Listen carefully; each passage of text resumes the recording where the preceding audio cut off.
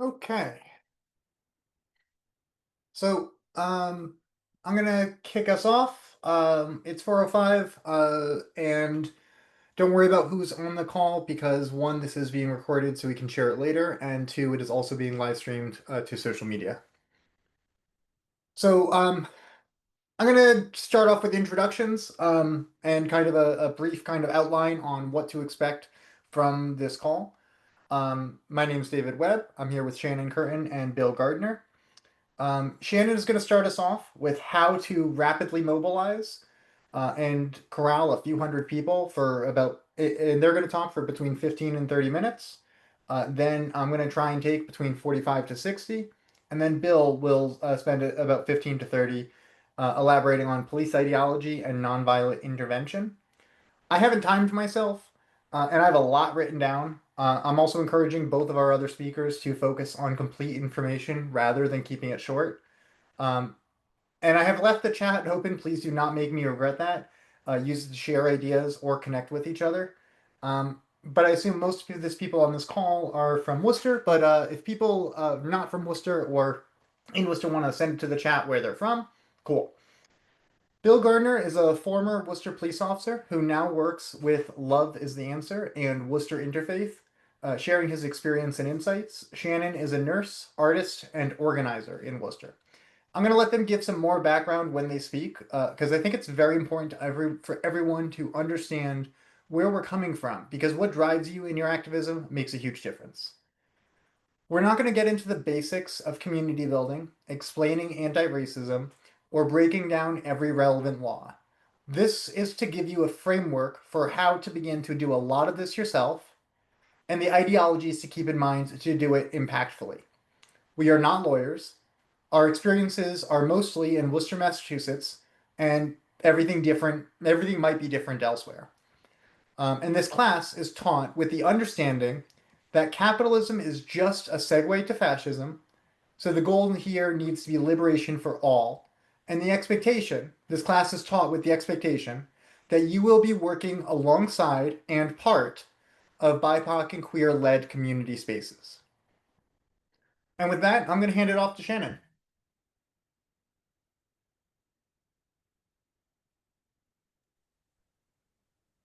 Uh, Thank you, David. Hi, everybody. I'm Shannon. Like David said, I am a organizer. I'm a nurse. I'm an artist. I live in Worcester, Massachusetts. Um, and I have been really fortunate to get more and more into the organizing space over the last couple of years. So I'm going to talk specifically about safety in protesting, especially as new people are protesting, which we encourage and is a great thing. But kind of what do you need to know for the most basic protesting information? My experience has been heavily, heavily influenced, and I'm so grateful for all of the BIPOC people in my life and in my community. Um, who have taught me a lot of what I know, either directly or via watching and learning.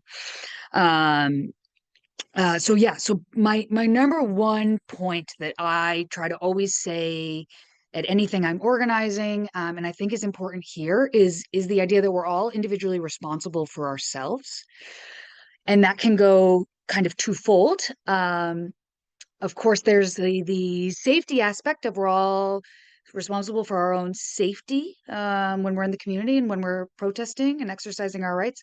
But we're also all responsible for our ability and our action of showing up to things.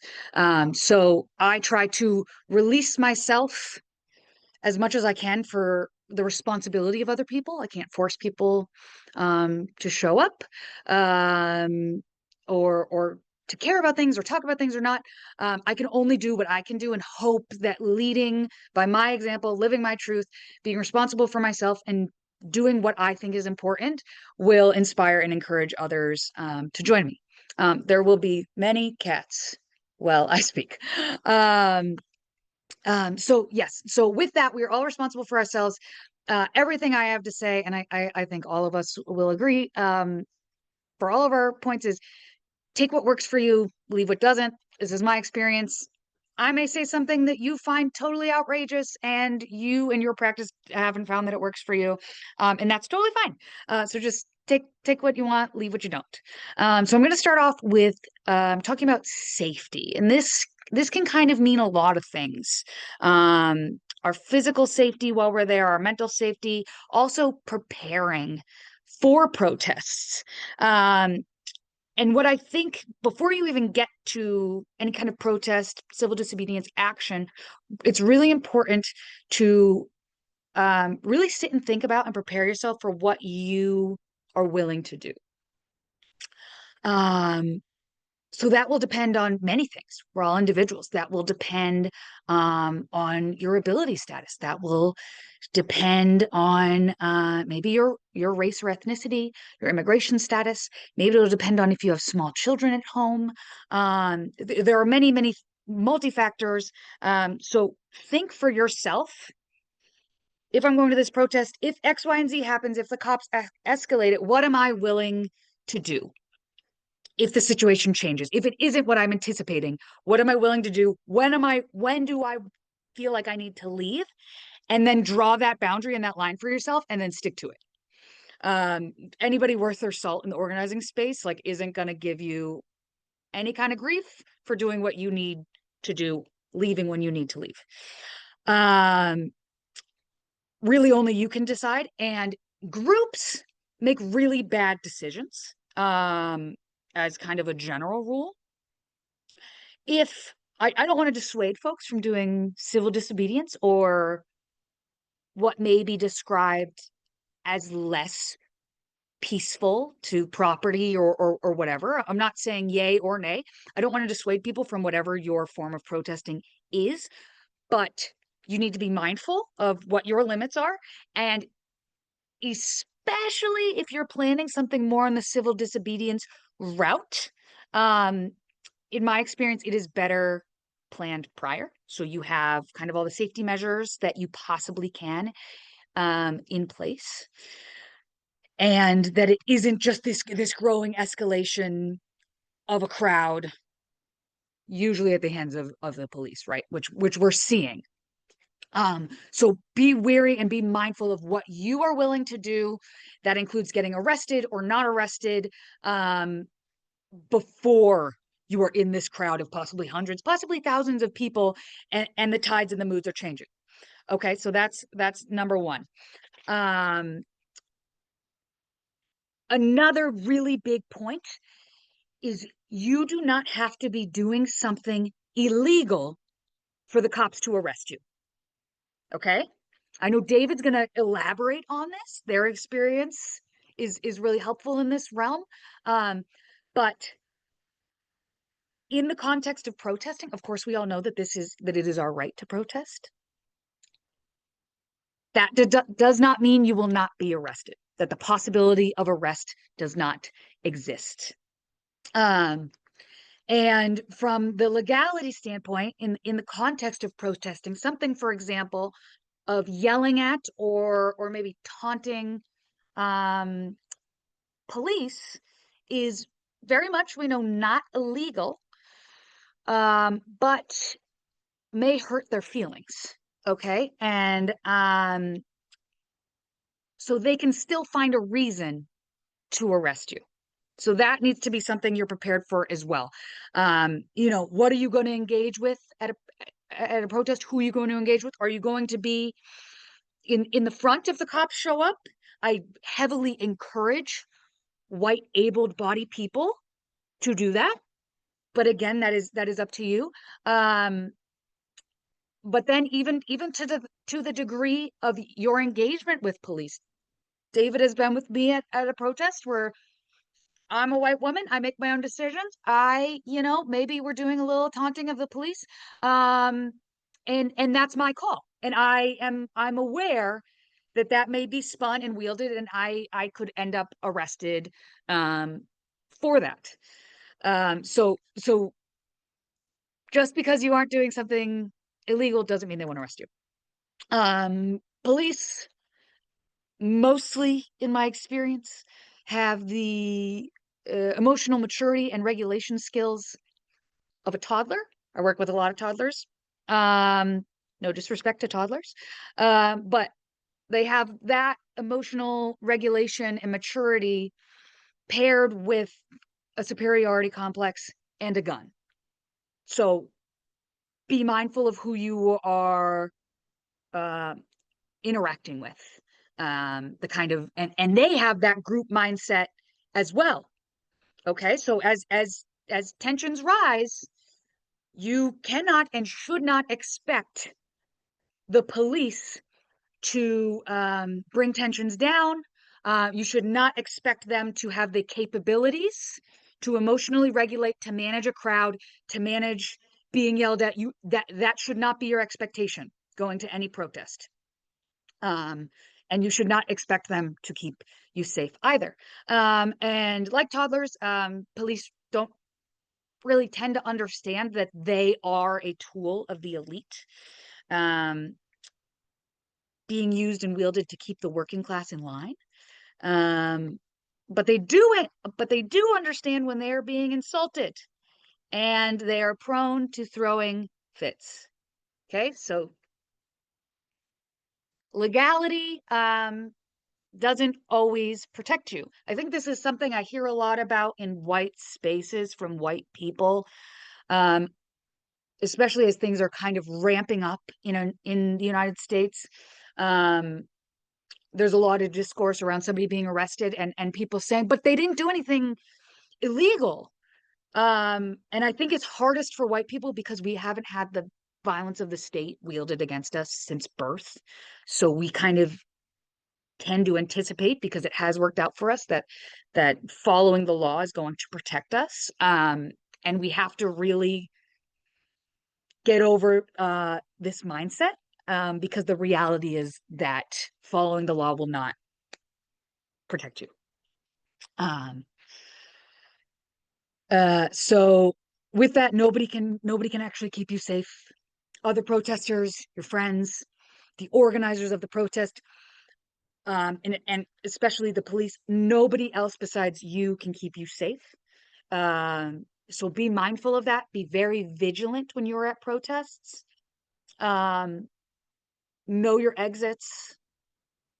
Think to yourself, if there is sort of a mass panic, if there is an emergent situation where I need to escape, where am I going to go? Just think about, don't, if you drive there or whatever, don't think about necessarily getting back to where you came from. Think about escaping to safety. Look where places you could maybe hide if things were being shot at you.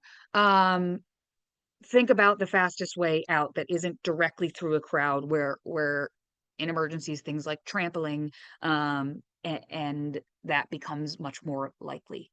um I kind of feel like when I'm in a protest, I guess it's because in the airport they're always saying, if you see something, say something, like look for unattended bags. So my mind's like, "Blah, blah, blah." When I'm at protests, I kind of like think I'm in the airport, and I don't know why. I'm neurodivergent, but that helps me. I'm always looking around. I'm being mindful if somebody drops a bag and is walking away. Not everybody at a protest is there with the same intentions as you.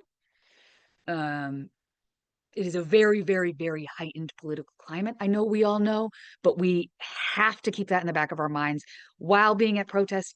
I think is really great and joyous, and makes my spirits high because it is a lot of like-minded people, and it reminds you that we can change the world for the better. It still has to be just the reality of checking for your safety. So keep your eyes out. If you have children with you, you are responsible for those children, and yourself. Do not anticipate that anybody else in an emergency situation is going to be able to protect you. And then, furthermore, don't be a martyr. Um, the fight goes on tomorrow, and we need you. We need as many brave, like-minded people as possible. Um, so be really vigilant of where you are, be vigilant of where the police are if they are there, and be vigilant of your exits and bags and kind of things like that around you. Okay, so that's kind of like the mental aspect of protesting safety. I want to get into some of the more concrete physical things. So what to wear, what to bring, what to maybe leave at home. Take what you want, leave what you don't, right? So phones historically, in kind of the protesting space, I've definitely heard a lot of and have had more of the practice of not bringing my phone in previous years, um, because you can be tracked, right? Police can use it against you. Um, of course, other things like your phone can break, and nobody really has an extra $1,000. Um, but my practice has changed recently, largely because of, I think, the vigilance needed on the police. I think there is a massive reason, besides, the interconnectedness of oppression and how other regimes treat their press.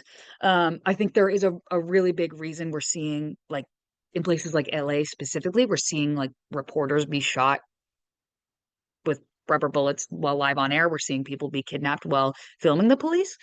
Um, Again, I know this is something David has a lot more specific knowledge in, so fortunately he'll be able to elaborate. But my opinion and my practice is I bring my phone. I think it's important for filming of the police. Um, so whatever you're gonna do, if you're gonna leave it at home, great. If you're going to bring it with you, there are some things you need to do. You need to shut off your Face ID. You need to shut off your any thumbprint ID. The police will use that to access your phone. Okay. So a long, complicated password on your phone. Um, you can turn off data and Wi-Fi for tracking purposes. Um, and then be really, really mindful that you are filming police. You are not filming other protesters. Um, of course, if the police are being aggressive or violent towards another protester, that is helpful to film, but that, like, you are not filming for the purpose of putting it on social media to be like, yay, look at me. You are filming for safety, accountability, and possibly court cases in the future. Okay, so this is not about doxing. This is not about um, giving don't make the police's job any easier for them. Do not post people's faces on social media that were at protests. Um, so those are kind of all the options when it comes to your phone. And then just be really mindful if you are arrested. You do not do not open your phone. You do not have to comply to a search of your phone. And then if you are sharing stuff on social media, because it is important that the country sees what's happening, blocking faces of protesters. Do not block the faces of the police. We want them to be held accountable. They're in their public position, police or ICE agents or whomever. But protect the safety of your fellow protesters. Okay, things to bring: water, snacks, any trash you are creating, take with you. Obviously, for environmental safety, we don't need to hurt our planet anymore. But unfortunate reality is your DNA is on those things. You don't make the police's job any easier than it is. Don't help them there. So any snacks, water, anything you're bringing, take your trash with you. First aid. Do not anticipate that there is going to be a medic at every protest. Um, it is really, really helpful for you to get a first aid bag.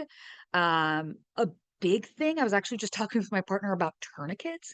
They're pretty cheap and pretty easy to use, and can really save somebody's life. I'm a nurse, so you know, massive blood loss or limb loss or something like that is a reality. Um, so things like tourniquets. The most important thing I would say in a first aid would be saline, um, for tear gas. That is sterile. That is something you can put in people's eyes. It's the best option. If you do not have it, we know milk works, right? Or a combination of, it's an antacid, Malox, half Malox, half water, works to kind of decrease the burn and work against tear gas. But again, milk and Malox water are not sterile. Our eyes are a very, very specific environment. It is best to put sterile things in there, but you work with what you got. Um, but and then things like band-aids or what have you. So having your own first aid kit on you is a really great practice.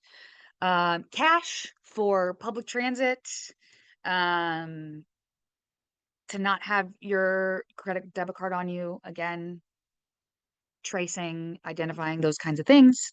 Um, Megaphones, whether I'm running the protest or not, I always bring my megaphone. I've never had organizers be upset to have a little extra noise. And then posters, I've recently seen, have not practiced myself for knowing how heavy it would be, but using plywood to either back up or be your poster because it could also function as a shield. And then other things to bring, thinking about tear gas, umbrellas, that also can shield your identity. And a leaf blower can blow back any gas.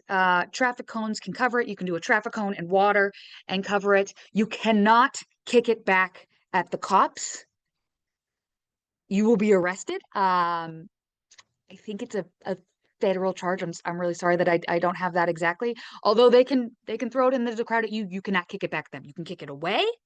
You can try to dissolve it. You can try to disperse the air, but you cannot kick or throw it back at the police. So all of those things would be helpful to bring to a protest. Things to wear, really comfortable clothing, comfortable shoes. This is like fashion is revolutionary and is protest. Protests are not a time to come out in your flashiest stuff.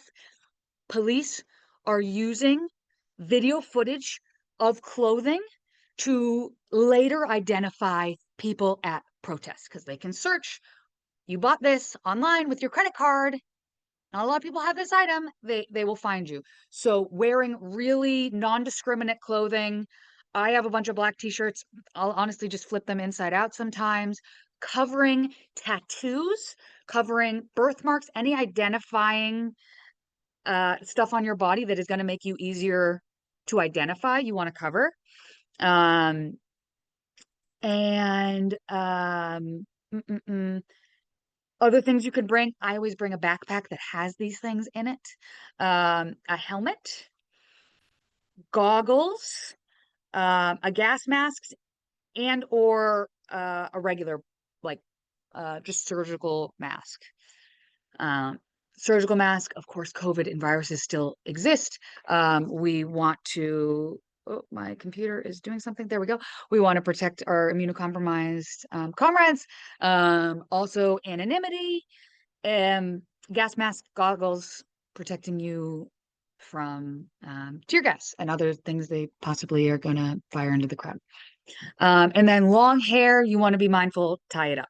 Okay, it's a safety thing. They can't grab you. You're not going to get caught. So that's kind of your picture of what you're wearing.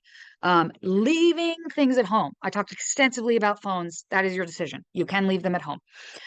Jewelry, again, an identifying thing, also could produce injury. You know, big engagement rings or something. You could scratch yourself, somebody else. We can have degloving injuries, which are really awful. So leave your jewelry at home. Um, Anything you wouldn't want to be arrested with. So drugs, any sharp tools, utilities, anything like that, leave it at home. You don't, if they arrest you, you don't need to give them any more reason to increase charges or anything like that. And then contacts, wear your glasses. Tear gas onto your contacts is going to like create a like chemical burn on your eyes. So leave the contacts at home. Other tips, write or memorize something. I think we should all memorize phone numbers of our loved ones. Write or memorize the phone number of somebody who will pick up, who knows you're at a protest, who will pick up their phone on your body in Sharpie. Another option is your lawyer, or you can look up the National Lawyers Guild for your location. Their phone number will also work. Um, have a check-in. Um, if your partner mom, dad, friend isn't going to the protest, doesn't protest with you, have somebody who is not there, who knows where you're going, and you check in with and knows when you should be home, and then make sure you take the time to check in with that person. I just had another thought about phones, smartwatches, leave them at home. They can unlock your phone. Right. Bring a regular watch so you know the time. Leave that otherwise at home. If you are arrested, big thing is remain calm. It's really hard. I meditate a lot. Helps me at my job, helps me in day-to-day life, helps me in kind of panic situations. Calm yourself down.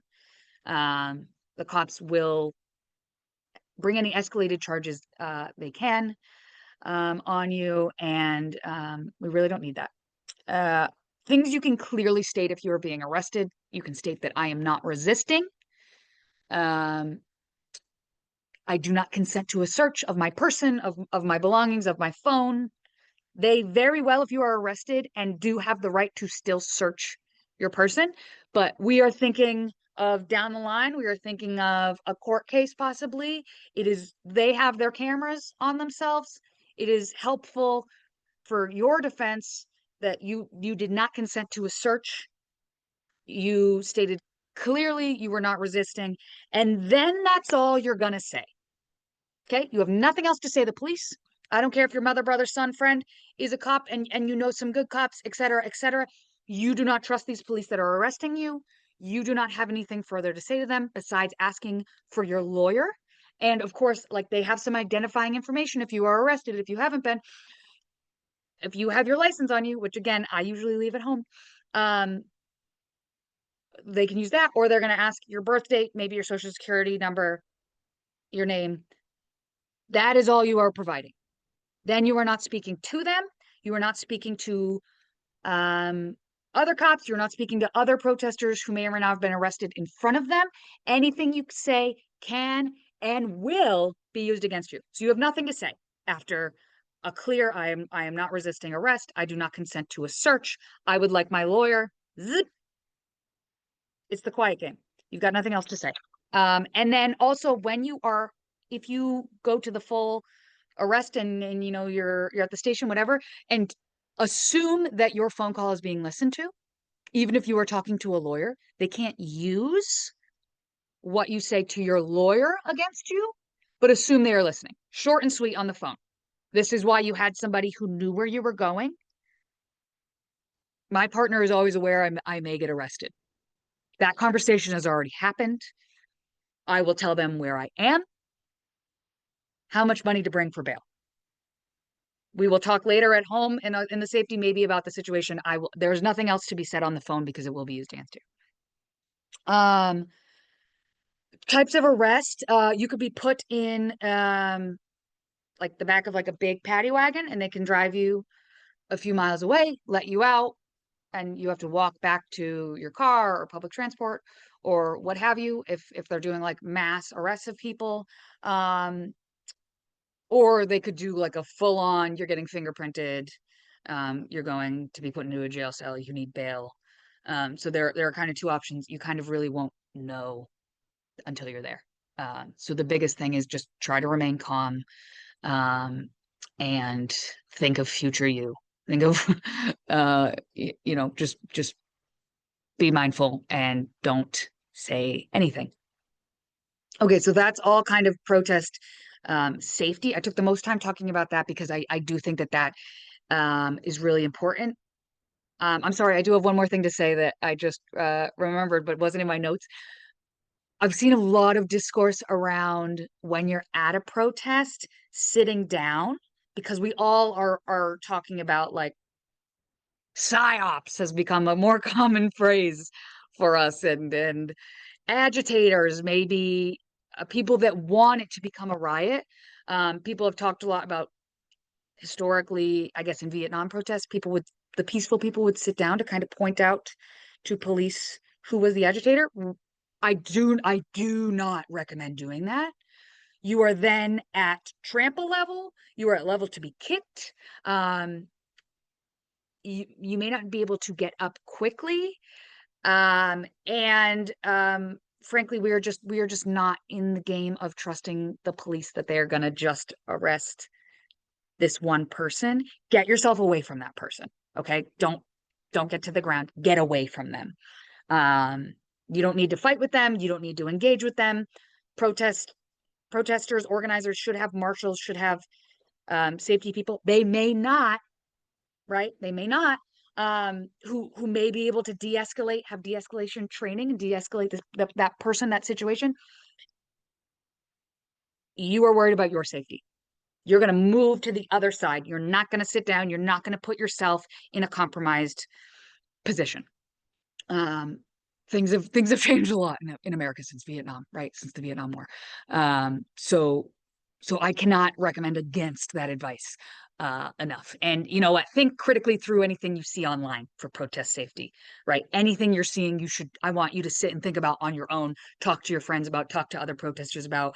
If you're not really sure if something's safe or isn't safe, don't just blindly share advice that really, really could severely injure somebody or cause loss of life if they follow, just because it looks like a nice little graphic to share on the internet. Okay, that is all of protest safety. Rapid organization and mobilization is what I'm going to talk about next. I don't have too much to say, but I do think that my advice is really pertinent. I've gotten kind of better in this space of rapidly getting a lot of people together. Um, so big things I would say are don't focus whenever you're organizing. Don't focus on the numbers of participants. This circles back to we can only be responsible for ourselves. When you're protesting, you're going out there, you're doing what you can. Do not focus on how many people are coming. I tend to not even like. I will do a Facebook event, but I don't always. I usually have no idea how many people are going to show up. Sometimes it's 15, sometimes it's 150. Like it doesn't matter to me, but it does matter for me adjusting my plan. I tend to organize as an individual outside of groups. That works best for me. I feel like I can freely say what I want to. I feel like I don't have the constraints of a group. Of course, on the flip side, that means I don't have the advertising of a group. I don't have the members to mobilize. Um, so whatever your path is, you can do it individually, you can do it with a group.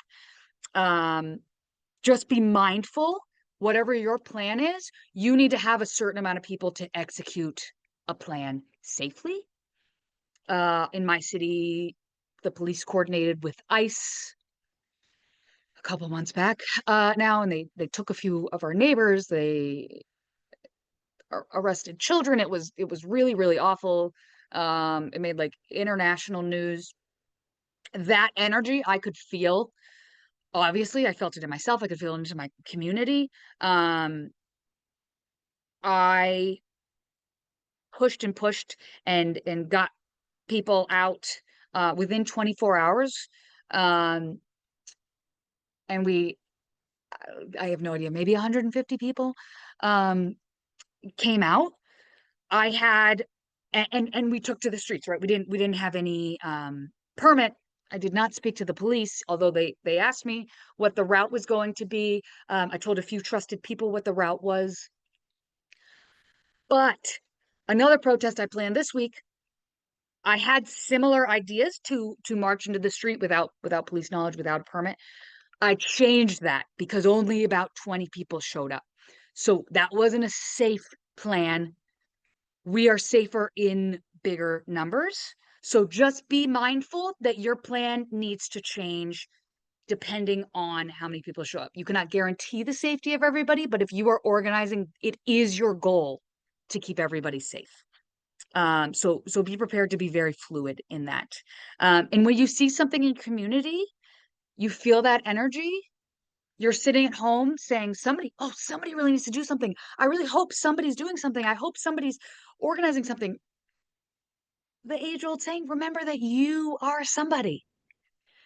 You can organize something. Um, I got 150 people by texting 50 people literally overnight. They told their friends, and those people took their own responsibility, their own individual need and desire to act, and came out into the streets. That didn't happen because of me, that happened because of everybody. Um, because there was an action that everybody felt really strongly about ICE taking our neighbors. Um, so just remember that you are somebody, and like protests can happen by you texting 50 of your friends. Like it does not, I've had other organizers in my city disagree with this, but it does not have to be a multi-week or month advertised, flyered, planned event. Word of mouth is really, really popular, really, really powerful. I mean, um, and you can get people together really quickly. I really think acting for things happening in your community, if we're talking about rapid mobilization, is the best way to get the numbers to do the action that you want to do. Protesting to me is about providing education to people. It's about sometimes specific demands, but it's also about bringing attention to whatever the issue is. That's where numbers matter. The more people you have, the more potential attention you're going to have. News media may or may not show up, cover it, and push your cause forward. But it there's no right or wrong way to do it. Um, put it on social media. I go back and forth. I hate all the billionaires in our lives and Meta's app, but I do use Facebook to create events. Also, the police in my city respond and watch Facebook, so that's another thing to be mindful of. Um, that's not a way that you anticipate how many numbers you're going to gauge, because a lot of people aren't going to respond. They're just going to like clocked, noted. I'll go to that. So social media, Reddit, actually, my city's Reddit, I've found to be really helpful to put a little graphic and a protest. And then it also like is an anonymity, sort of anonymity thing. Whatever else you're going to use, Blue Sky, Twitter, Instagram, along with reaching out to your friends. Another thing I do more and more and more, any protest, specifically anyone I hold, where I have the ability to speak to everybody, I am always I always am like, Anybody who wants my phone number, wants to exchange whatever kind of communication you want, come find me at the end. Let's do that, because then you know what people will show up. Your best friend, your partner, whomever is directly in your life may not getting into the streets may not be their thing for whatever reason. So having a list of people that you know are going to show up, that you know care about the same things, is really helpful. I have a few text groups. Signal is a really, really great app if you haven't heard about it. It's just like a more anonymous end-to-end encrypted app. There are some groups in my city there. I utilize all of those to rapidly mobilize people. Um, there's just a couple more things on my end before I hand it over to my friends here.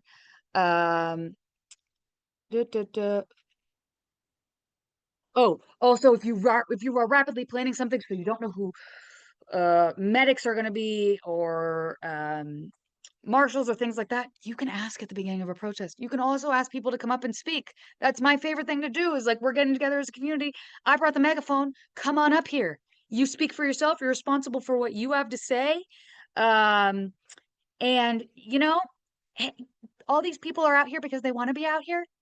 Can I get a raise of hand of some people who would be interested and capable of marshaling? Really possible.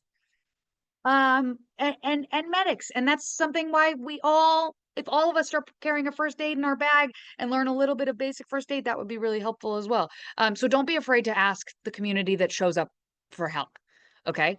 Especially if you are planning it by yourself.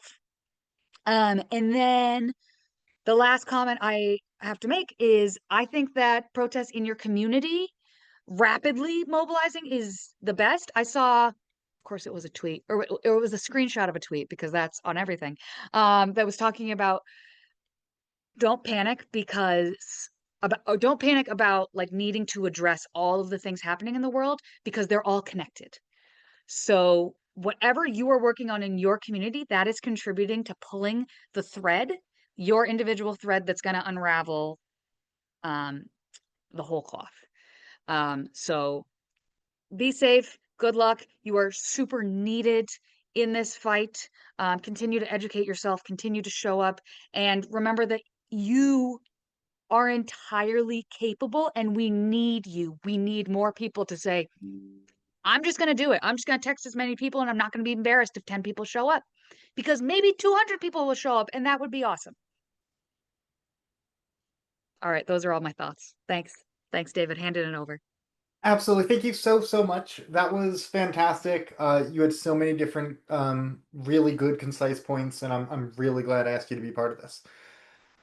Also, I don't know when the last one was, but like there were other official ones, like, but the march, where you had people chanting "Ice out of Worcester now" in response to Eureka Street was, I think, the first march, that was an actual protest march, not just coordinated with the police for a demonstration purpose, in since potentially the Black Lives Matter movement.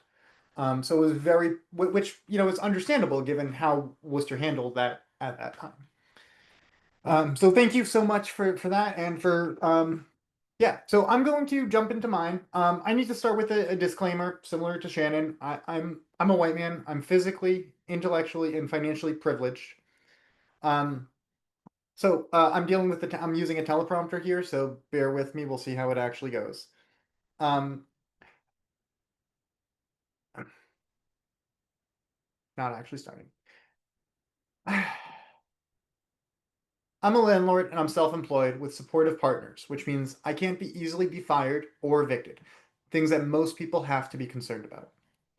I'm going to try and keep it brief, but I also feel like I owe it to anyone listening to explain a bit of my background and qualify why you should listen to what I have to say on any of these subjects. So I established, developed, and ran a computer repair shop for a decade before selling it to my employees. In my position as a small business owner, I advocated for right to repair, and we got Google to increase the lifespan of Chromebooks for 2 years, in cooperation with the Massachusetts Public Interest in Research Group, which is effectively just a lobbyist, but for the good guys. I successfully sued two of my old landlords, and within Worcester, I've gotten clarity on parks fees and processes from a notoriously racist parks department, and I've stopped a bunch of evictions with the Worcester anti-foreclosure team, and helped pressure the city manager to take a stand against out-of-city constables intimidating people out of their homes.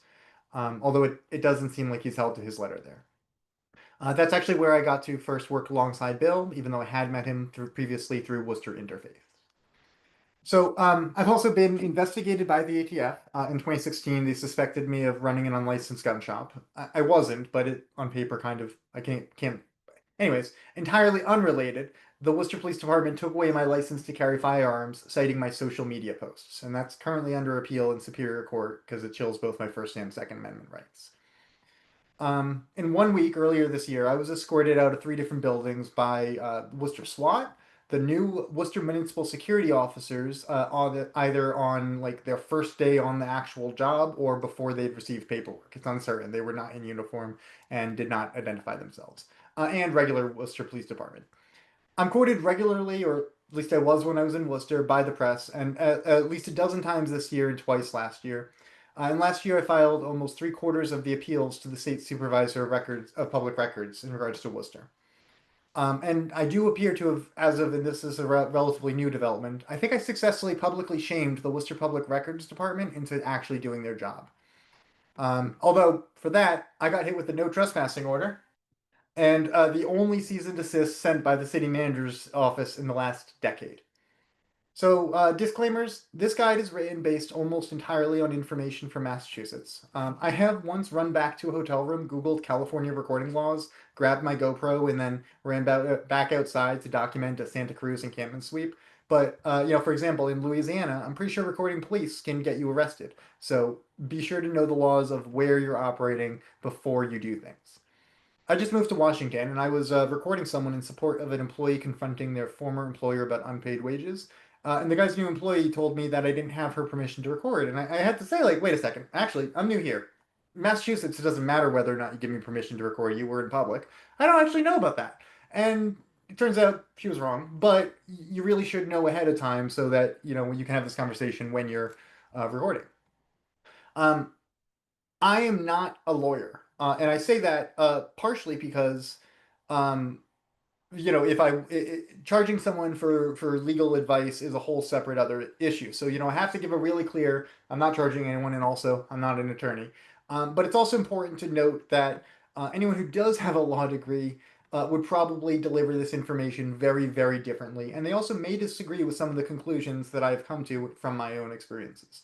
Even though, like, this is what has happened, that's not the way things are supposed to happen, and that's probably not the way they would tell you it might happen. So I'm going to talk a bit about impact, wielding power and privilege.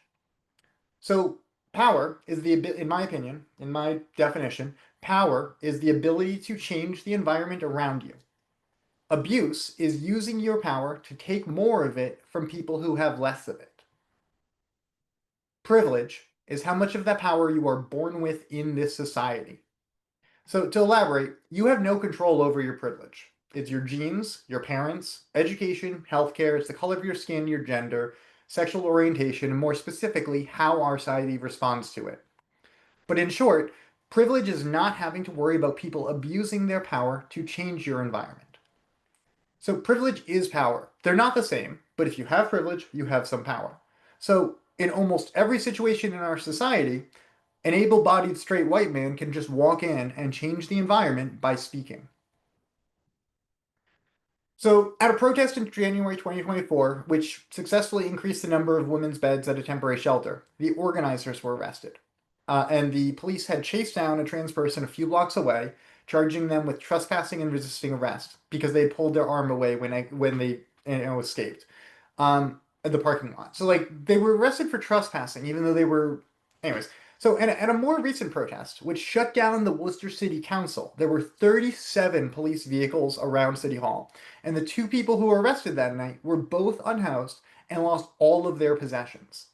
So what you need to think about this is even though you are only responsible for you, you need to think about your impact and that your actions are going to affect everyone around you in many different ways. And I'm going to be elaborating a lot on that. Sometimes they arrest one or two people to send a message. Other times it's so that they can report to the newspaper that people were arrested. But it's not always that practical. Sometimes people do get arrested, sometimes they don't, and it doesn't always make sense. So this work requires intense self-reflection, moderation, and regulation. Definitely, thank you so much, Shannon, for mentioning mindfulness. The amount of mindfulness you have to practice in all of these is exponential because everything you're doing impacts other people and frankly is about other people. So you really have to be mindful. If you aren't careful and aware of your impact, you can very easily do a lot more harm than good to the causes you are trying to help. Like, I hear a lot of people who are disruptive and don't mind. They're like, whatever, I'm causing problems. They're talking about it. Blah. No, no. You have to remember the causes you are trying to help. Yeah, so you have to be aware of collateral impact. Um, so me being disruptive does mean that other things don't get as much attention. So you got to take responsibility for the larger impact here and recognize that like you are actually kind of taking space away, taking attention away from other things if you do this too much. But you got to appreciate the exponential impact of starting conversations. So when I say that, that is you start a conversation that starts the thought process in a group of other people. You can get everyone wondering and say, if you get everyone kind of doubting and questioning whether or not the system should be sustained, that's incredible. And the way to start that is by getting people to actually think. So that I think, if nothing else, you are a conversation starter as a disruptive person. But you got to keep in mind who this is for and do it in honor to them, honor of them. But it's hard not to be attention seeking about it, and sometimes half the point. Sometimes you are getting people to start saying, well, he's a problem, so other people say, well, actually, fascism is the problem. But you need to be cautious not to have people talking about you instead of the issues you're bringing to light, which, obviously I haven't done an incredible job at. Everyone talks about, anyways, that's a separate issue. Strategy and creativity. Ideally, don't do things alone.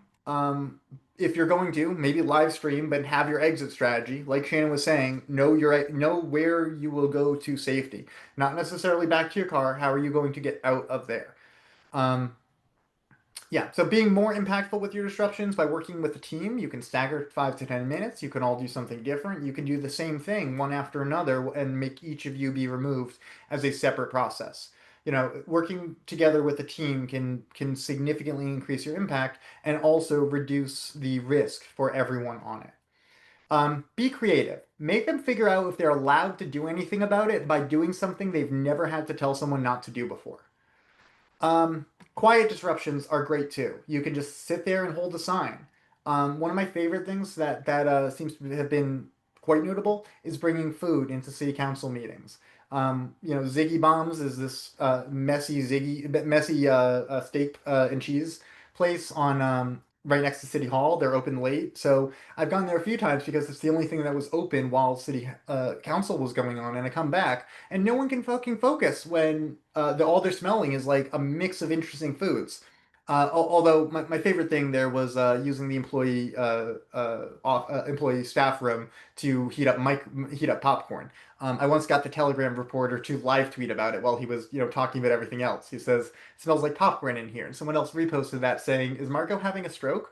And so that level of disruption, doesn't go anywhere. But when you remember like some of the systems you're dealing with, any disruption can be good if the whole thing is harmful.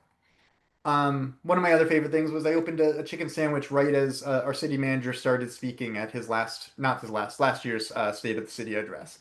And no one knew, no one heard anything, but everyone else was like, "What smells good?" Instead of, "Oh yeah, that's our good city manager." Alternatively, and I've never done this, glitter is a hard limit, but you can have a lot of fun with glitter, and I have no clue what they would charge you with. Let me know if you do. Laser pointers. I once accidentally flashed the Worcester City Clerk with my phone light when I was recording him at the election committee meeting, and it really, really bothered him, which gave me an idea. You could play with him like a cat at city council meetings from the upstairs seating area using a laser pointer. Um, Pay attention to your camera angles, not your camera angles, everyone else's. One person with one sign can disrupt an entire press release if they stand behind the podium.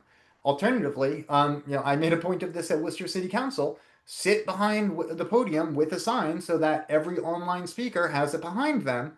Um, it works. One of my favorite political tactics, and this is kind of a how to be disruptive but supportive with people who probably don't want to be associated with you, but also are doing good things that need to be moved along. I call it good cop, bad cop. You work alongside someone who is asking nicely, who has probably been asking for a very long time. And so start asking the same questions more loudly and more publicly and not as nicely until people realize that no one actually has the answers or that the answers have been withheld.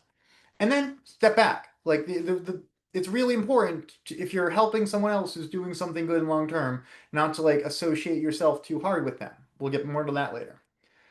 For public comment, speaking at city council, I've testified in front of the legislative ways and means when it was about right to repair. You often have a time limit, so if it helps, write it ahead of time and practice with a friend. But speaking from the heart at the podium is powerful too, and it's often notable if the chair cuts off a passionate speaker. It's very important to state why you care, who you think the decision impacts, and examples of the problem you've witnessed that this will address, or why this change is needed. You can appeal to the compassion or threaten not to vote for people, but I view public comment as a message to the public more than the officials. You are creating the public narrative of what Worcester wants, and then it's on them, or your city, what the city wants, and then it's on them to demonstrate their ability to get the city what it wants by aligning their actions with what the people ask. So what you're doing, what I see public comment as, is an opportunity to say, my city needs blah blah blah because, and create a response around the city of people nodding their heads in agreement, with what you say because they've had a similar experience, and so you're empowering them and letting them know that they're not alone, even if the counselors can't be bothered to care. Identifying problematic systems, not just identifying problematic people. It's easy to identify problematic people, but they're not always the same as problematic systems. So you want to look for cognitive dissonance, inconsistent practices or procedure, and municipal employees who seem to be making up things as they go. You're going to pretty much keep an eye out for playground bully vibes, as well as listening for the because I said so people. Um, Honestly, red herrings and moving goalposts or tone policing are kind of the most common, but you, you want to pay attention to people and address. They will address how a concern was raised without ever considering the validity of the concern, and then handle things differently when it's something they want to make happen. When asking questions of these bodies, watch reactions. There will be people who don't say anything, but their faces are mortified that anyone would dare treat authority as such, and those are likely the entitled people running things behind the scenes that ensure progress is stifled. Those are the people you gotta name. A concept that not everyone's familiar with is gray tape. Red tape is easily identified. It can be discussed and referenced. Everyone knows where it is or can figure it out. Gray tape is less obvious. It comes across as unanswered emails, vague processes that require going through someone who doesn't return voicemails, applications that are not always denied or rejected, rules that aren't written anywhere but are upheld by precedent. Worcester was built around gray tape. And, recognizing this gray tape, identifying it, learning to say, oh, that's this, when you find that, you get to kind of recognize those problematic systems because they're held together with gray tape. It's not duct tape. It would be much more solid if it was. But um, gray tape is an alternative to red tape. Red tape is none of this. Gray tape is you can do it. You just have to follow the processes and procedures, and we won't tell you what those are.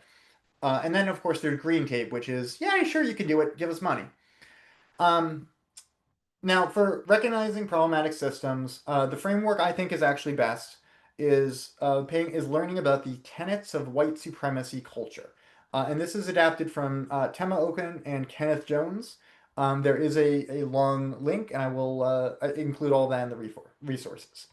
So this is a list of like 14, and I'm going to break some of them down because some of them are a little more obvious than others. Perfectionism. That's a tenet of white supremacy. Sense of urgency, tentative modern fascism and capitalism. Like, why does everything need to be done quickly? Is it because it needs to be done quickly, or because we're working within systems that rush everything? Sense of urgency is a problematic thing that you'll see a lot. um and it's worth acknowledging, just because it has a deadline doesn't mean it's there. But like when they say you have to get back to us in 3 days, and they took 7 days to get to you, you can kind of tell it's not really part of the system so much as part of their system. Defensiveness. Another one that it makes sense, but you also have to realize they're in a I'm not doing anything wrong, I'm just doing my job is part of the problem. The habit of denying and defending against in the ways in which white supremacy and racism are produced, and our individual or collective participation in that production. The definitions, some of these are from the page. I strongly recommend you look at it later. I'll include a link wherever I post this. Quantity over quality. Simple, but shows up in a lot of different ways. Worship of the written word, and that is multiple things. Honoring only what is written, and even then, only what is written to an hour standard, even when what is written is full of misinformation and lies. And it's an erasure of the wide range of ways we communicate with each other and all living things. Anytime anyone asks you for proof, that's what they're doing. They're saying, show me where it's written within my colonized understanding of how I'm supposed to believe these, instead of just fucking believing people. It's also worth noting, and I think about this really too often, but there were entire libraries of about trans culture and queer culture, and I don't know how many black libraries burned. The anytime someone asks you to prove something, they are completely operating from all the information that's available is here, and it's your responsibility to provide it to me, not we have destroyed information so we could then demand proof and say, well, I guess you don't have any, too bad. So proof is absolutely a colonistic white concept. only one right way. So that goes along with perfectionism and paternalism, objectivity and qualifications. The belief that there's only one right way to do things is connected to the belief in an objective perfect that it neither is attainable or desirable for everyone, but it's connected to the belief that I am qualified to know the perfect right way for myself and others. It's saying that there's only a right way is just because they want to make themselves sound more qualified by art being the one who knows the right way. Paternalism, we see it all the place. This is, oh yeah, that's I taught them how to do that, so I get responsibility for it, as well as I know better than you because I'm older. There's a lot of different ways that one applies. Either or thinking. It reduces the complexity of life and the nuances of our relationships with each other and all living things into either or, yes or no, right or wrong, in ways that reinforce urgency one right way. It's a perfectionist thinking and kind of an abuse of the power. Like, a really not easy example, but we can acknowledge that, I don't know, there's acknowledging we shouldn't be bombing anyone, they shouldn't have bombed anyone in the first place, kind of things. It's not either or. There's multiple realities that exist at once. Power hoarding. That is, of course, what Worcester is based on. Our Chamber of Commerce helps people get to a position who help other people get to a position. Everyone helps each other, and what they make sure is that they're the ones who keep the power. As long as they decide who else is able to attain positions of power, they're happy. Fear of open conflict. The internalization that I or we have a right to comfort, which means we cannot tolerate conflict, particularly open conflict. And that one I kind of trigger on a semi-regular basis, it seems, by walking into a room and asking a question. People don't want to have they don't want to have open conflict. They don't want to have it be out where everyone can have a discussion. They don't want to have it be in the place where everyone can see it, can hear it, can know what's going on. And that results. It's really easy to see when people have a fear of open conflict. It's one of the ones I like to point out and make sure people are paying attention to. Individualism. We could speak for hours on how that's problematic, but when you see people, I don't know if this is the best example, but my old district representative loved to say how long she has been. Um, I guess that doesn't really matter. Individualism is problematic. It's pretty much being extremely self-centered about this, saying, me over us. And there's a lot of people who, they do it about their community rather than like it's not them, but they're really just representing their own interests. 12. Progress is bigger, more. The assumption that the goal is always more and bigger with an emphasis on what we can objectively measure as more valuable than the quality of our relationships to all living beings. Progress is bigger, more. In other words, instead of improving what we have, we want more, is kind of bad. And when you look at how Worcester has appealed to outside people instead of maintaining its own systems or improving anything about you can see it pretty hard. Objectivity, effectively, I don't even know how that one actually goes. I should probably look back at the definitions there. Right to comfort for white people. So what that means is honestly, it comes down to civility, but like there's every time you argue, you recognize that people are saying, I shouldn't have to be uncomfortable. Kind of what it really ends up, what they're showing is that they feel like they deserve a higher quality of living than other people, and they think they're entitled to it. So that one shows up mostly in entitlement. Careful not to weaponize this list. Like once you learn about all these, you start seeing it everywhere. Calling it out specifically doesn't actually help things. I'm saying this request of not to weaponize it because it's a specific request of the author. There's a section on her site about how much harm people have done with absolutist mentalities once they learn about this list. But also, it's a mistake I made. I already read this list to the Parks Commission and then labeled their behaviors for the rest of the meeting. This doesn't get people to change, even if it does highlight problematic systems. So I'm going to segue into ideologies to maintain. And this is as a disruptive person, as a troublemaker, good trouble, whatever. These are just ideologies that I have found to be helpful when you're being, I don't know, when you're doing the shit I've been doing. Either protect your identity or accept that you will lose friends and gain enemies. This work is divisive. That is the point, and you will be starting conversations in all areas of your life. And if you start speaking out more about this, If you start speaking more about this, you will start in conversations in all areas of your life. This position is the squeaky wheel that gets the grease, and people will try to drown you in it with advice, with criticism, by ostracizing or ignoring you. And once you've been doing this for a while, it becomes a litmus test of who still talks to you in public, who responds to your emails. Everything you say and do will be used against you and your allies. And that doesn't work the other way around. And I'm going to repeat that because it's very important. Everything you say and do will be used against your allies, and that does not work the other way around. So you need to get over wanting any credit or recognition for your work because this is not just thankless. This is never ending, and people will hate you for doing it. You are the kid in the Emperor's New Clothes. I'm going to briefly read the wiki summary. Bear with me, it's relatively short, but I haven't actually heard it in decades, and I think we all could use a refresher. The tale concerns an emperor who has had an obsession with fancy new clothes and spends lavishly on them at the expense of the state matters. One day, two con men visit the emperor's capital. Posing as weavers, they offer to supply him with magnificent clothes that are invisible to those who are either incompetent or stupid. The gullible emperor hires them, and they set up looms and pretend to go to work. A succession of officials, starting with the emperor's wives and competent minister, and then ending with the emperor himself, visit them to check their progress. Each sees that the looms are empty, but pretends otherwise to avoid being thought a fool. Finally, the weavers report that the emperor's suit is finished. They mime dressing him, and he sets off in a procession before the whole city. The townsfolk uncomfortably go along with the pretense, not wanting to appear inept or stupid, until a child blurts out that the emperor is wearing nothing at all.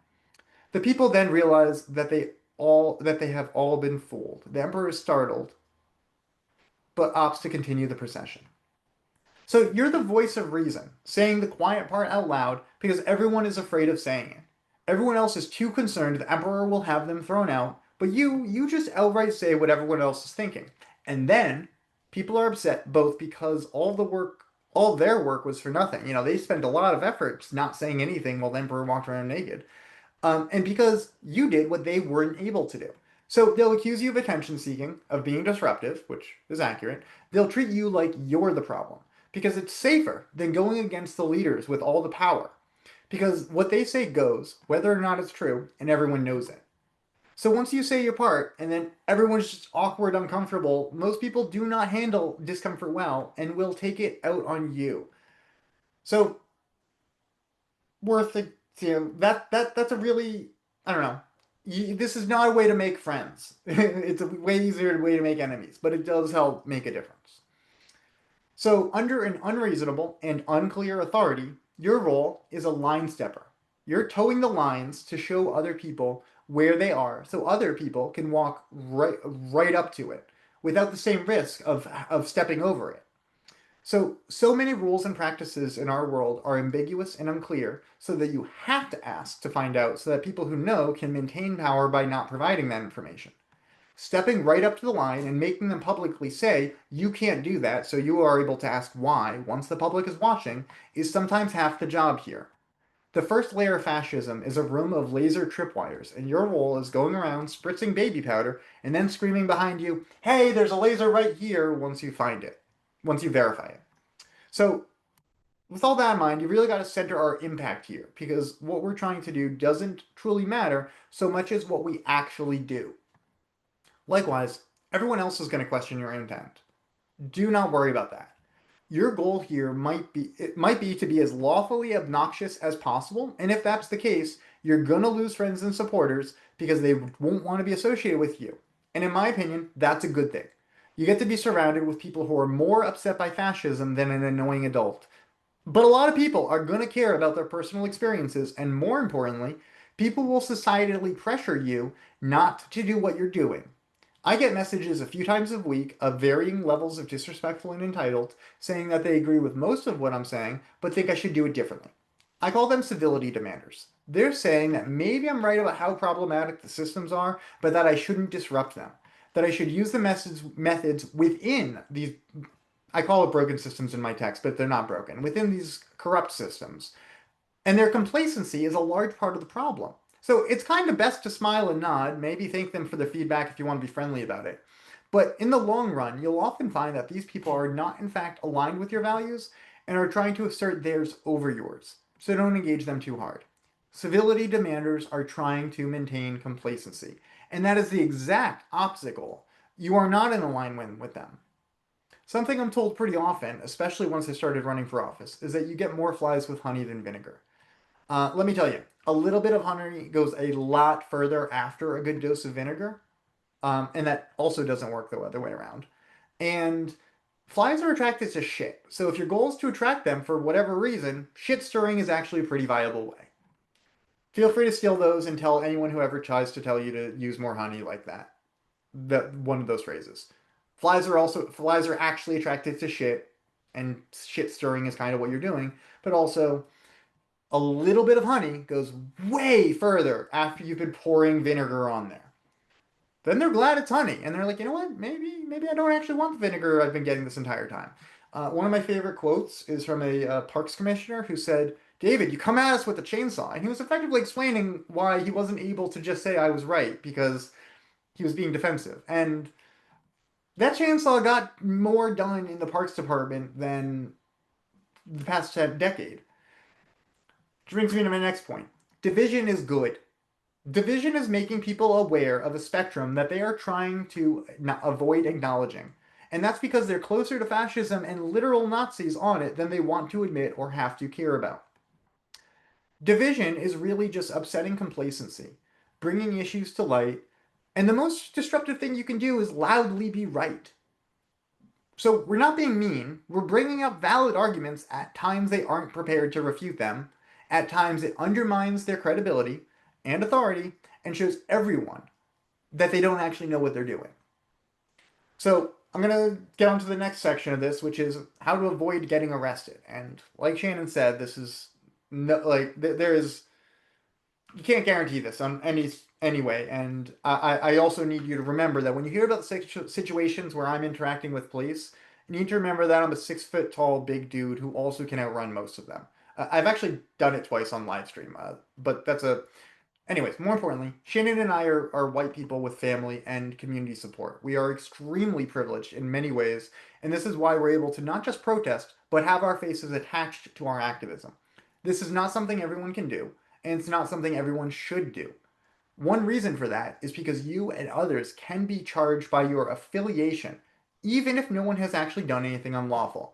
This is done by the state abusing the RICO Act. That's the Racketeer Influenced and Corrupt Organizations Act. It's a federal law enacted in 1970 to combat organized crime and racketeering activities. And this is very timely for me to discuss this because this Monday, someone from Worcester, Ayla King, will become the first of 61 activists to go to trial on felony racketeering charges for protesting Cop City. That's a $90 million training facility in Atlanta, Georgia, where cops from all over the country go to practice being violent in their hometowns. So, not to be all Batman in The Dark Knight Rises, but the mask isn't for you, it's for the ones you care about. Also, no face, no case, even though that gets harder and harder with the surveillance system our government is using these days. When you're interacting with authority and enforcement, don't make it personal, but don't let them keep it too professional. Talk to them about being a cop, not their day to day. They love to justify what they're doing and tell you why they can. So I would say notice egos, identify their lack of de escalation, like articulate it. Do not provoke or antagonize, but can be very powerful to demonstrate how quickly these guys get upset when you ask reasonable questions.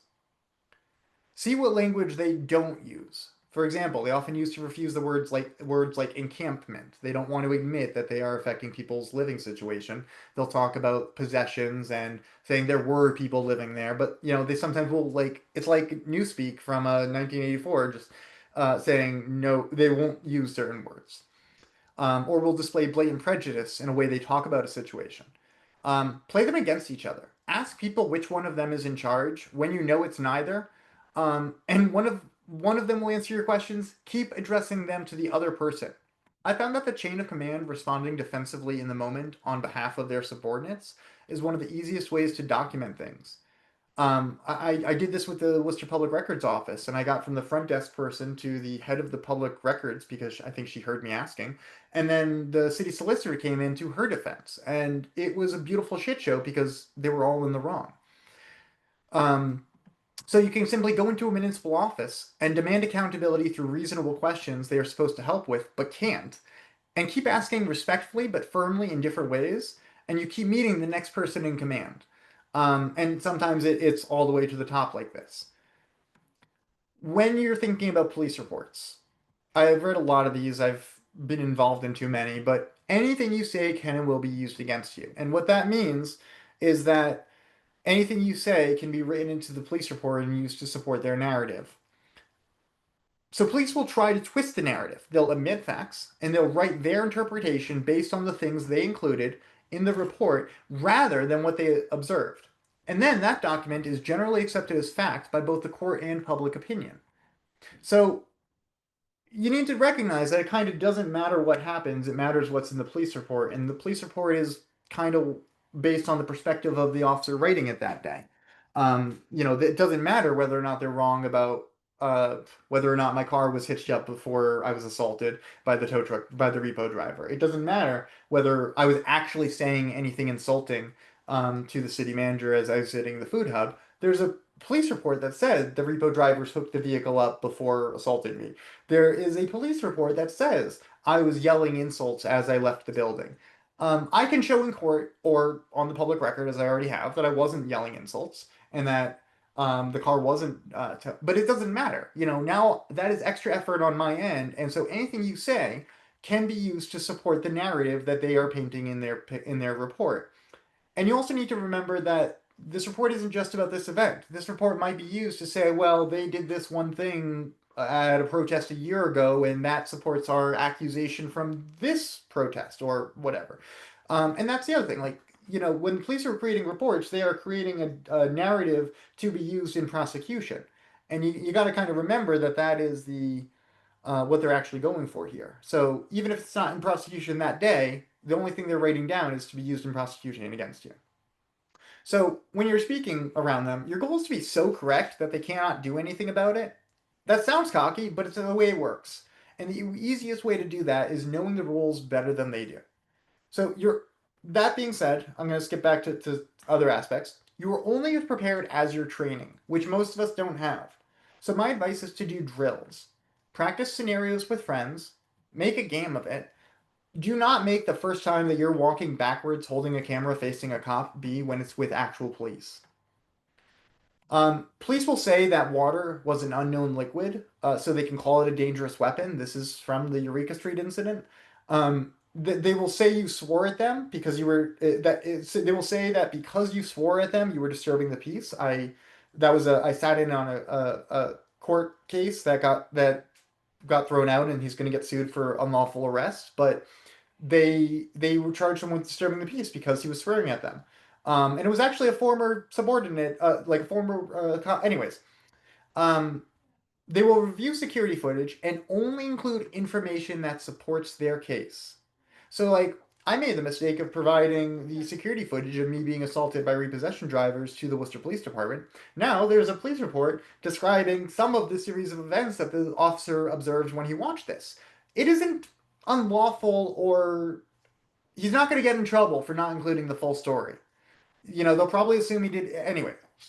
So they also, something else I've seen is I've seen them cite incident numbers that turn out to be dispatch numbers. So in other words, there's a police report that said I've been to this. We've had incidents, blah blah blah blah blah blah blah blah blah. And it turns out those were times that they got called about that address, not actual incidents. But it took going back and forth with the public records department to verify that, and there's still a police report that says there was this many incidents at this address when that's factually inaccurate. And now, if it went to court, I would have to prove that.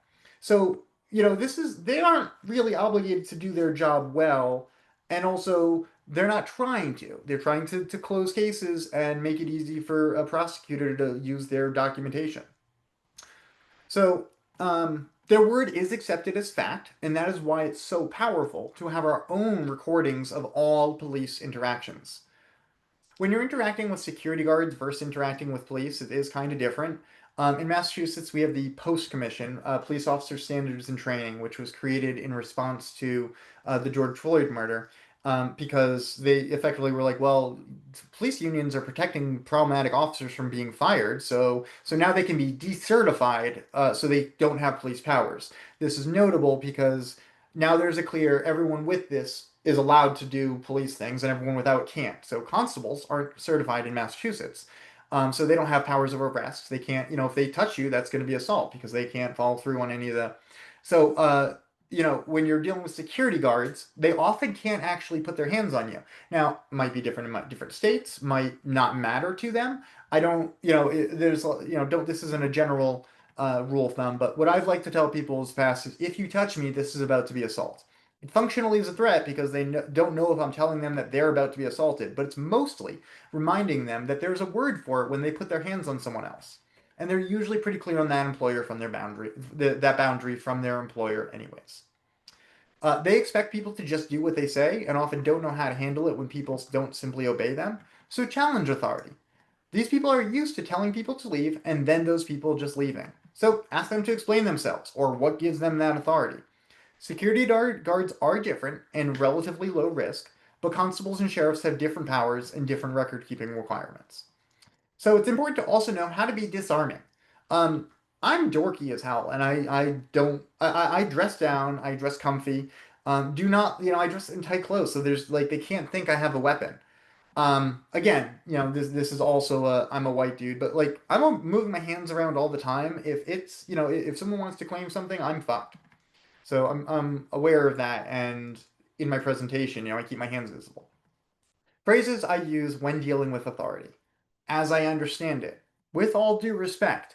Okay, but to be clear, so for the record, wait, so you're telling me you can't help or won't help? How long has that been the rule? Is that written anywhere? Huh, that's an odd policy. And questions I ask cops.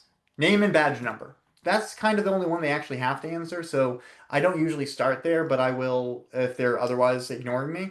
Um, but it's also kind of a good way to get them to open up in the beginning. Did you sign up to do this? Who do you serve? Who do you protect? That makes a good chant, but it's also a really good way. Sometimes they'll actually say the people, and we get to laugh at them, but they believe it. How do you actually think you help anyone? Do not answer the police. I'm talking a lot about talking to the police. This is not talking with them. This is not having a conversation with them. These are questions I'm asking them. Do not answer the police. Do not provide information to the police. Do talk with them. Do engage them. Do ask them questions. Waste their time. Take their attention away from the black and brown people they're otherwise oppressing and get them to demonstrate their problematic ideologies. So once you have all this footage, you kind of need to figure out what to do with it. And it's worth mentioning, it takes up a lot of space. Like video files take up a lot. And if you're recording a lot, sometimes this is going to fill up your phone. So I would recommend having an external storage device. You can get a solid state drive at Best Buy. This takes up more than most people have in the cloud. So it's worth thinking about. You don't really want to end up with like 15 terabytes of files that you can't really get rid of because it might be video evidence, but also you don't want to store in your Google Drive because it could be subpoenaed. I think there's a lot of important laws to read up on and understand, because in the moment, a lot of these things come down to articulation. Being able to actually say, here's what I'm doing and why it's not unlawful. Because frankly, if you can do that, you're already making the cops' jobs much harder. So it's very important that you know as much as possible about these laws before you're using them.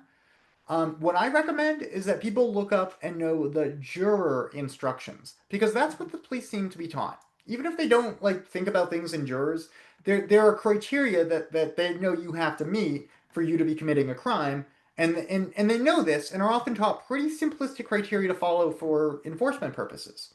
So it's important for you to kind of recognize what are they looking for. And there's a lot of different ways. Like Shannon said, it doesn't matter if you're actually doing anything illegal. There are different situations that I don't know. So for example, trespassing. they claim so that is the defendant. They need to show that the defendant entered or remained in a dwelling, building, house, boat, or enclosed land, and that the defendant was forbidden to enter or remain there by the person in lawful control of the premises, either directly or by means of a posted notice. In other words, if they can't prove that you didn't see a no trespassing sign, or they can't prove that you were there, they have no grounds. But if you're in a private place that you have been told to leave, that's trespassing in Massachusetts. And so I'm acute, so that's something you'll see a lot at, for example, tow truck drivers. Absolute assholes. You get there, you're trying to pay, you're in an argument with them, they tell you to fuck off and go, and then they call the police. And and then if you stay, you're now committing a crime because they had told you to leave and it's a private property. So, in the same sense, if you're holding a protest and they ask for everyone to be removed, trespassing is one of the common ways. Another one is disturbing the peace. And that seems to be just annoying at least one person, which, I feel like I get out of bed to do. But it's a bit more than that. They have to show that the defendant engaged in conduct which most people would find to be unreasonably disruptive, such as making loud and disturbing noises, tumultuous or offensive conduct, hurling objects in a populated area. It actually uses hurling, threatening, quarreling, fighting, or challenging others to fight. And that's really important. We'll talk specifically about the challenging others to fight. Fighting words is how to make your free speech no longer protected by the First Amendment. Effectively, if you say something to someone that a jury thinks is fighting words, would a reasonable person would hit you for saying, it's not actually covered by the First Amendment. Is kind of what that seems to come down to. But yeah, so they have to be not using fighting words. Second, that the defection's actions were done intentionally and not by accident or mistake. So you have to be intentionally disruptive. So, for example, um, I wasn't disturbing the peace at the Blythewood Ave thing when I backed into Petty and then backed um, into the scissors for the ribbon cutting because it wasn't intentional. I backed up into someone. Um, and then third, that the defendant did in fact annoy or disturb at least one person. I'm so upset that it being annoying is actually a crime. Um, Resisting arrest, it's an add-on charge. So pretty much if your arm is tensed up when they try to handcuff you, they might throw it on the report because they know it makes it harder for you to get an attorney, more likely to settle. And even though it's pretty much automatically thrown out once the initial charge is fought, they don't really care about that. Their job is paperwork. Disorderly conduct is a big one they throw around. According to those guidelines, the Commonwealth must prove that the defendant involved themselves in fighting or threatening. Oh, wait, I already said that one. Tagging. If you're using stickers, you could be in violation of laws against graffiti. I've actually been. I got charged with this, and the judge said that we weren't here because I'd used stickers. We were here because I'd been a jerk. And my lawyer said the smartest thing ever, which is, I don't disagree with Your Honor. And the judge said he didn't want to see me again. But it was stickers. So, okay. The Fifth Amendment is your right against self-incrimination, and it's a license to not respond to literally anything the police ask you. I once articulated it as my Fifth Amendment right to ignore them. And it is. Because there are so many laws that you can't possibly know what you might have done that would be illegal, and everything you say can and will be used against you. So anything you say to them is incriminating. You always have the right to say nothing to a police officer. You don't have to wait till you're Mirandized. You can literally stop saying anything to them at any point in time under your Fifth Amendment right. This is from a video. I understood this from a video called "Don't Talk to the Police" from the Regent University School of Law. It will also be included wherever this is posted. I watched it when I was 20, and to be honest, that is how I don't have a criminal record. But that being said, there's still you have to keep in mind all of the different ways that they're able to actually do something, regardless of what you're doing. Um, True threats are the line when speech is no longer protected by the First Amendment. Also, fighting words, which by their very utterance tend to incite an immediate breach of the peace. So, in other words, if you say something and someone else immediately breaches the peace, you might not, your whatever you said might not be protected, but I don't really know how that would go out. Public sidewalks are your friends. Like I would stay on public sidewalks as much as possible for as much of your activity as possible. And just to be clear, constitutional rights are for everyone. It doesn't matter if you're documented or on a temporary visa that has expired. Every single person in America is supposed to, I say supposed to because we all know that things are being violated regularly right now, supposed to have the right to not be unlawfully questioned or searched. That being said, law enforcement often does as they want rather than following the rules, and that is why we record. You should familiarize yourself with not just recording laws, but open meeting laws and the public record laws and timelines. Some places apparently charge to access public records. I filed my first public records request in Washington, and it's going to be $1.50 to get the body worn camera footage. In Massachusetts, they can't charge you for the first 2 hours, um, but we'll try to after that. Some places apparently have a public registry of what records are called so people can know what to look for and ask. I wish everyone had that. Using social media. So you got to recognize that we are fighting propaganda. And so one of the easiest ways to do that is to talk about it before they do. So it's okay to make controversial, one-sided statements because it gets people to disagree with you, and that's a conversation. So you want to make sure, especially when you have footage, that you're not being sneaky. The goal isn't to trick anyone here. We maintain our integrity because that's what they lack. So, if possible, show the full story, but not always. There's a balance of showing the full story and not revealing protesters' faces. I have to trim and edit protest more than I do of pretty much protest footage of more than anything else.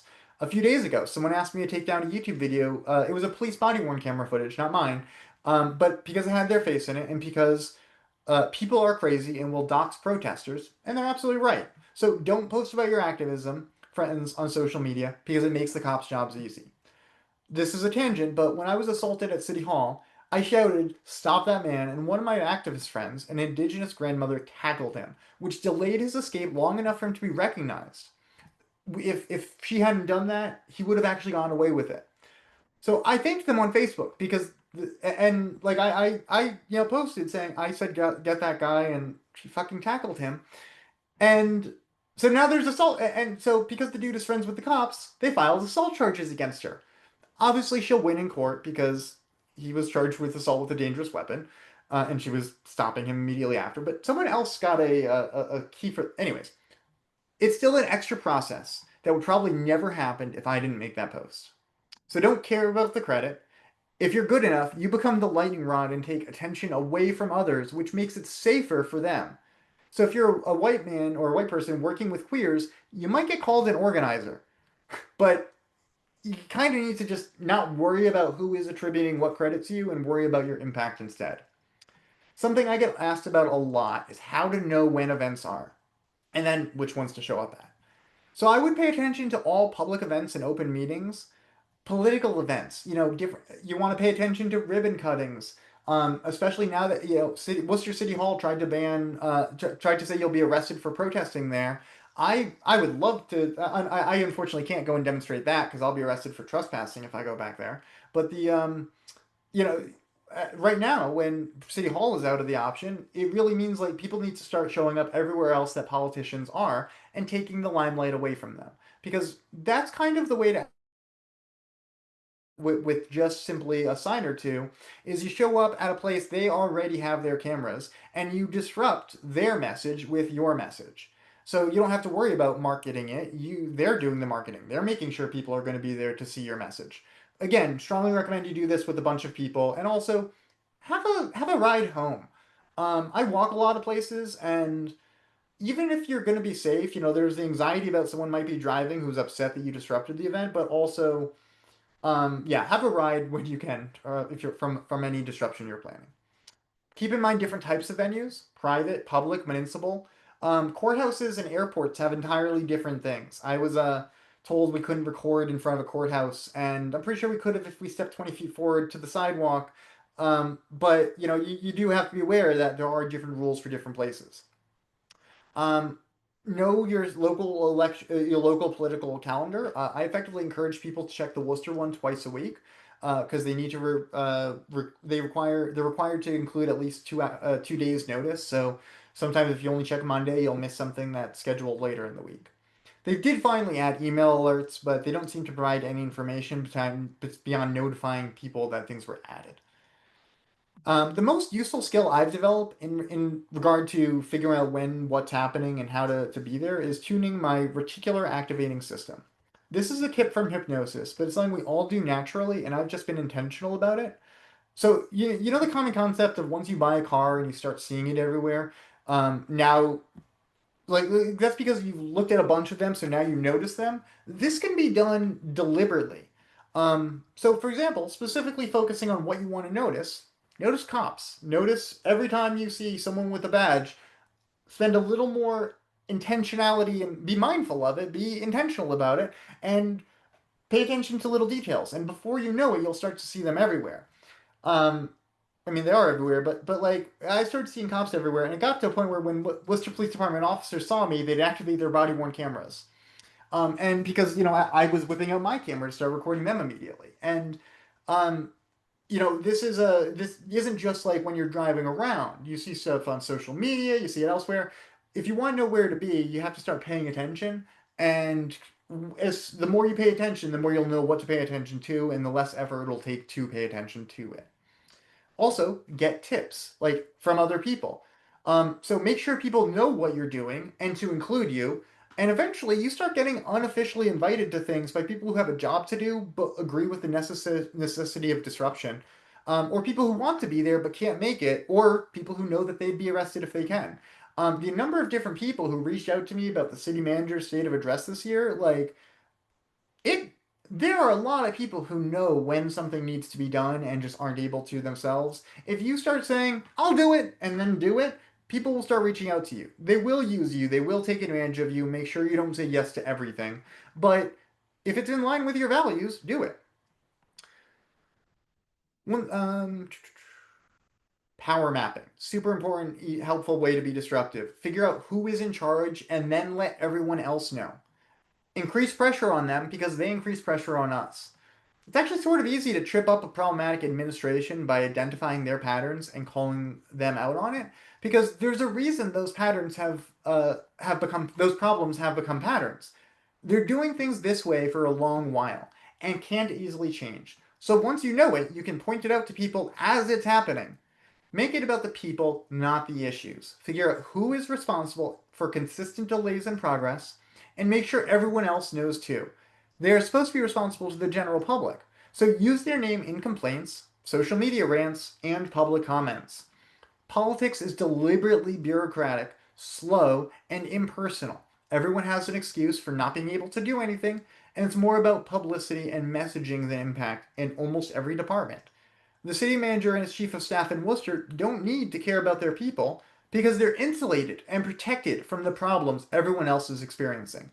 So if their job makes everything worse for an entire city, we can ruin their Thanksgiving by attaching their name and face to the problem.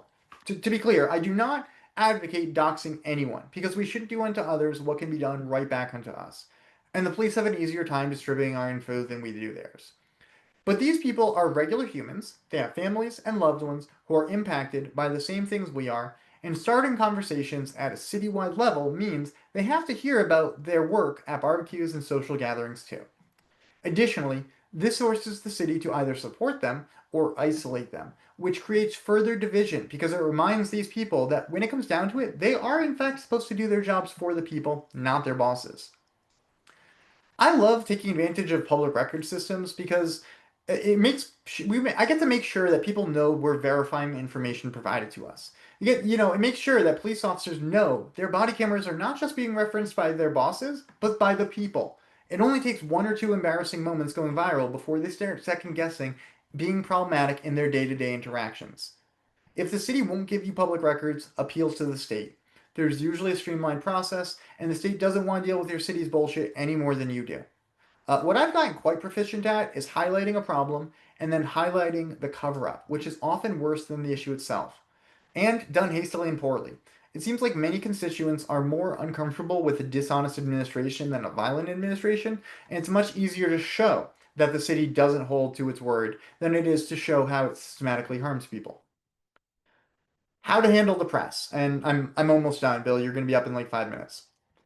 How to handle the press. Careful not to give them things that can be used against you, but be very aware of the be very aware of the narrative they might want to say. So it's okay to think before answering, even if there's a camera on you. Be wary of them asking pointed questions, but I haven't actually run into TV or actual media reporters that take and twist my words. It's more likely they'll sensationalize a small, less important aspect, or simply report on it from a different perspective, but your experience may vary. Most of the time, they just want a story. Reporter is a job, and you're a source. So repeat yourself in a bunch of different ways, and hopefully they'll use a good quote. Don't be afraid to start a sentence over. If you know it's important, they'll make sure that it'll help make sure that they're paying attention. But most of the time, they're only going to use like 3% of what they record, if anything. They're really just looking for quick, short sound bites, concise phrases that tell a story, show a perspective, or convey an idea. Reporters are looking for a story. They're not necessarily trying to share your perspective, so much as tell others what happened and use your words and experience to support that narrative. How to know you're doing a good job. There is no real metric for success here. You can't actually quantify, measure lives impacted, people inspired, systems broken.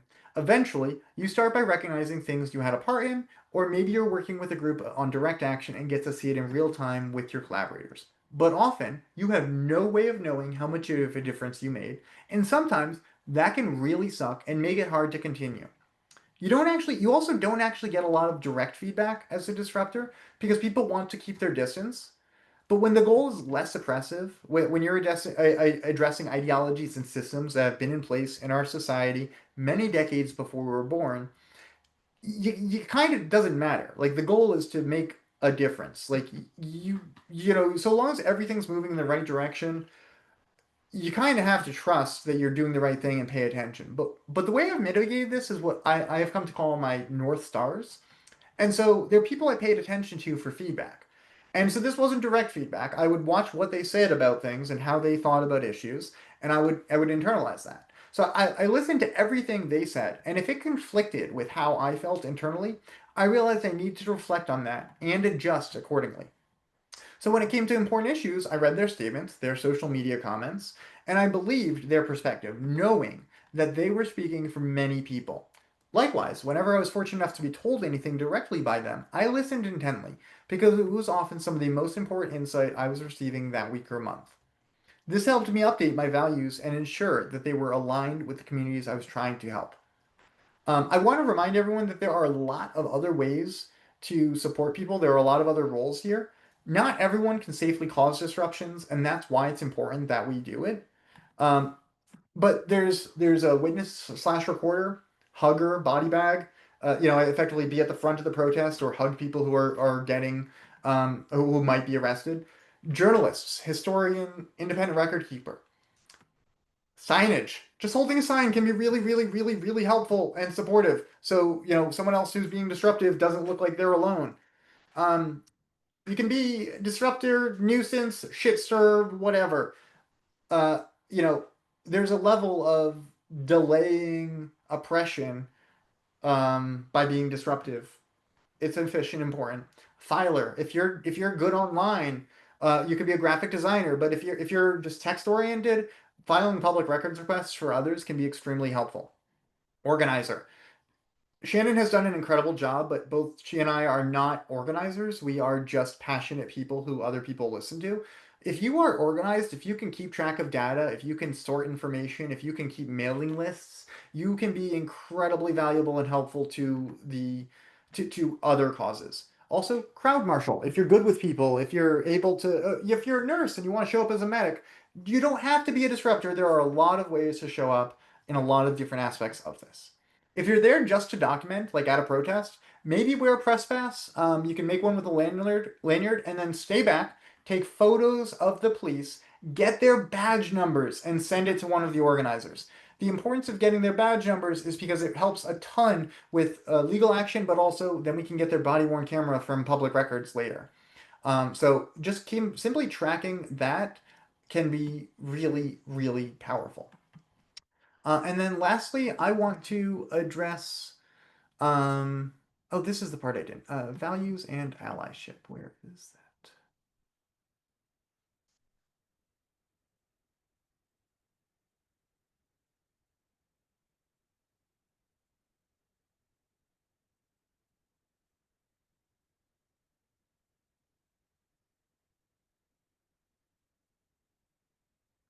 Bear with me for 4 seconds.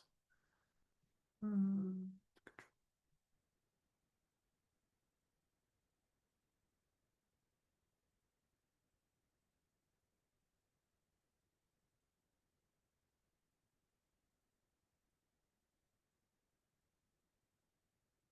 Okay, values and allyship. You got to know them ahead of time because it will matter in the moment. Your values are deep down and they drive your every action. This is a story tangent, but we were hosting a town hall at behind City Hall in Worcester before I was banned, and there was a woman screaming like right up at the back door of City Hall with a guy that appeared to be backing her into a wall, and he wasn't backing off. I don't know what was going on. So this was like 2 days after a local organizer called the police on a man who was then arrested the next day, and that was one of the things that we were going to be talking about that evening at the meeting. So that was it. So calling the police was not an option extra hard in that moment.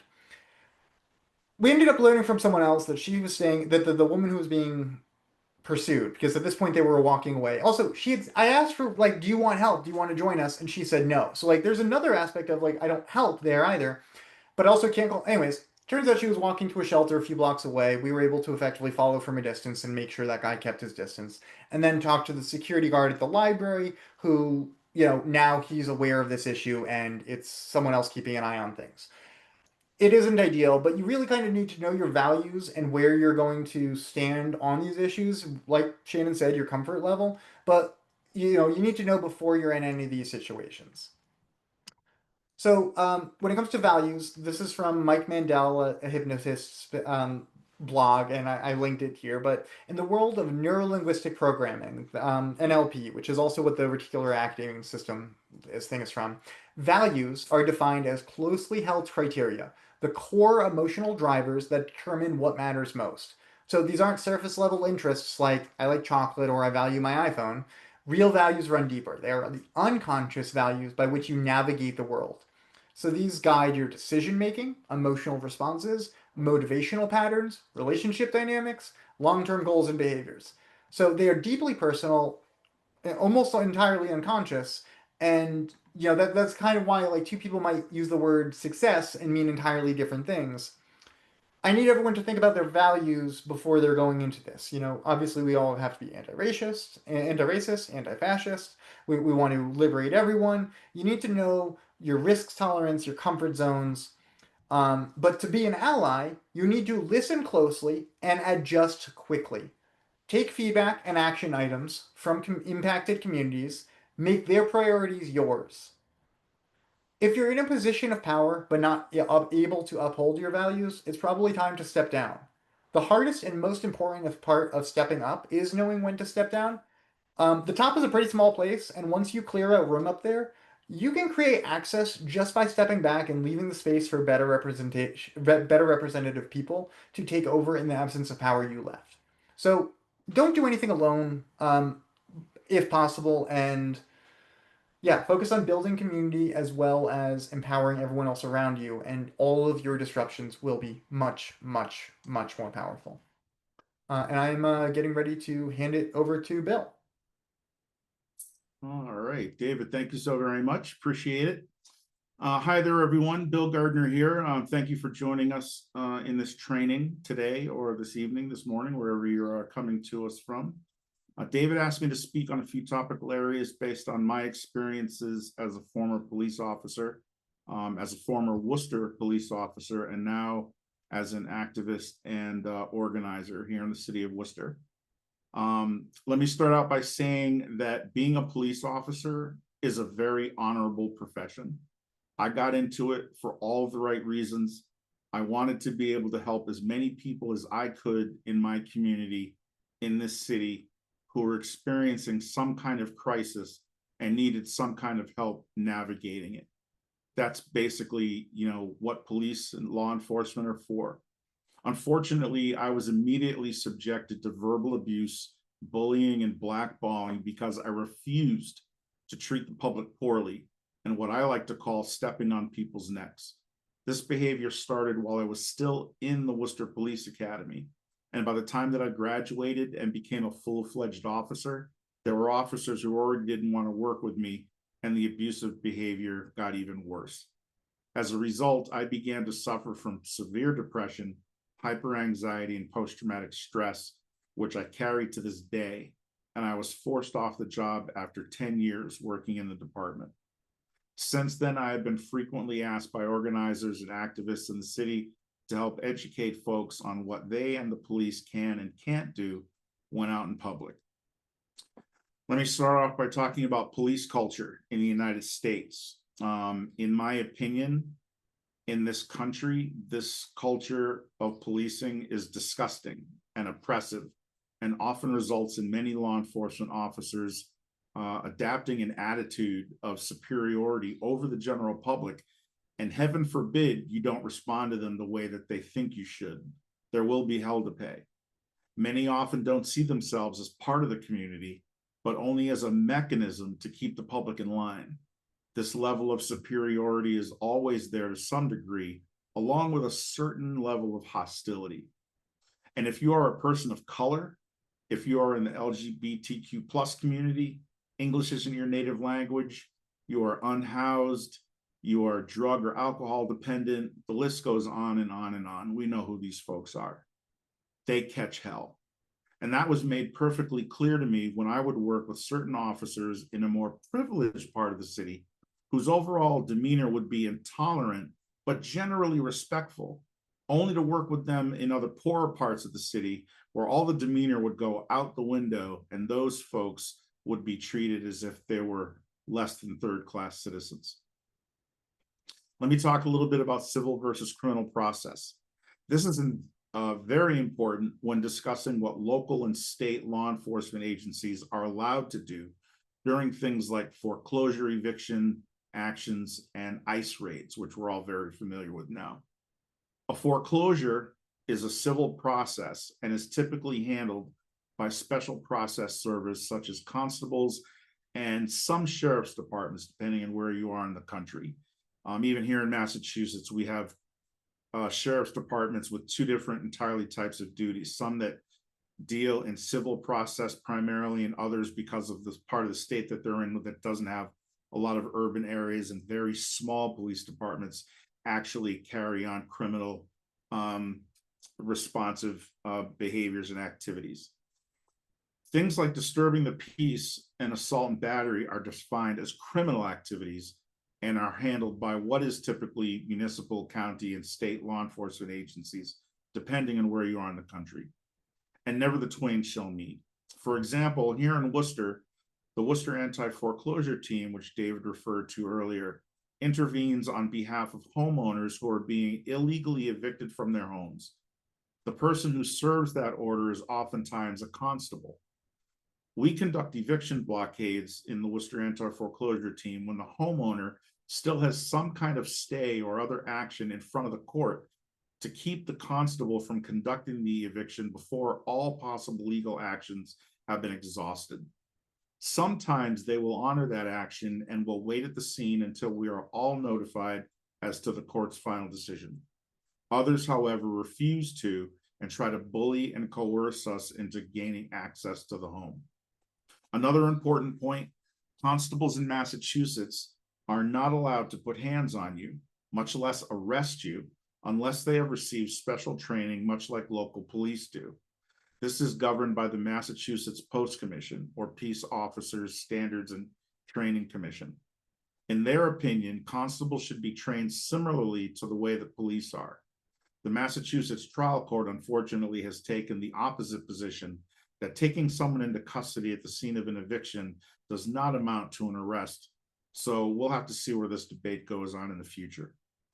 Anyway, the constables typically don't like it when we tell them that they aren't allowed to put hands on us and that we are also waiting for a further court decision. And they try to go ahead with the eviction anyway. When we refuse to let them through, they will often resort to calling the local police for assistance, and in some cases have taken to assaulting homeowners or protesters like us by pushing, shoving, kicking, dragging, even being kicked in the chest. We've seen it all. Now, here's the rub. If the local police are called to an eviction protest, they are in no way, shape, or form allowed to assist the constable in executing that civil process. They are merely there to preserve the peace between the protesters and the constables and are not supposed to assist them in any way. Local police, especially here in Worcester, don't often understand that and try to assist the constable or threaten us with arrest, which they are not allowed to do. It's another story if one side or the other assaults one or the other. Then the police are allowed to investigate any act or any reported criminal activity, and that is it. Now, let me talk to you for a minute about knowing your rights. The only time that you are required to show a police officer some form of identification is if you are operating a motor vehicle. And I'm speaking specifically to Massachusetts.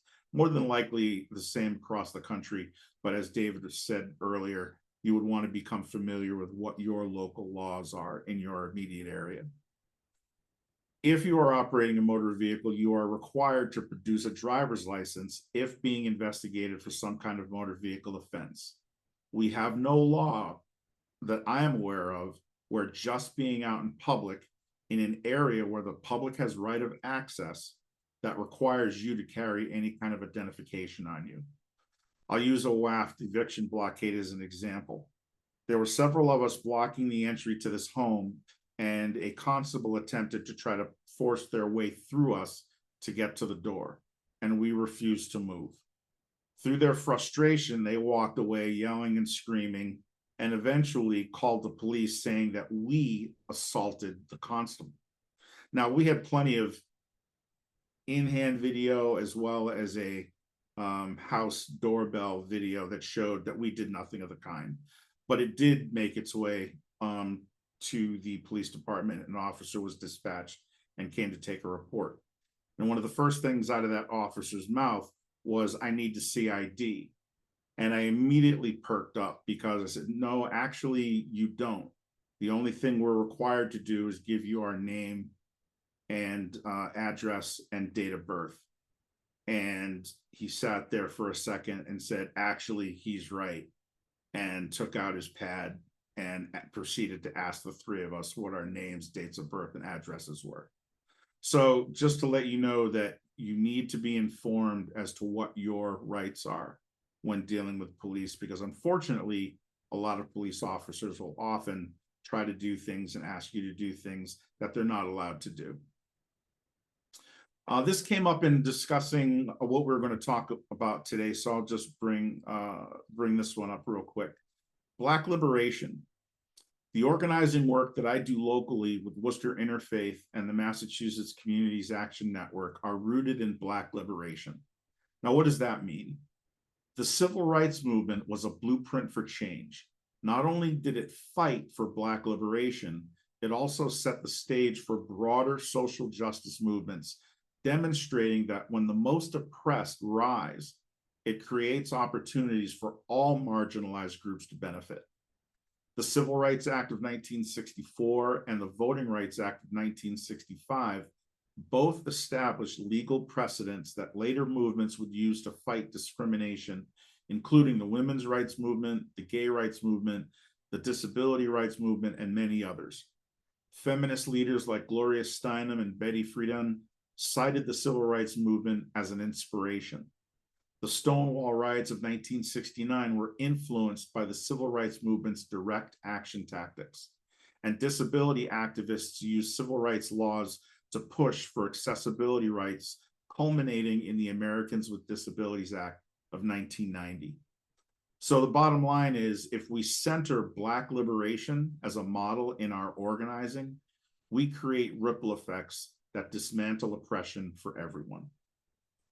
Finally, as David mentioned, I am a member of Love is the Answer.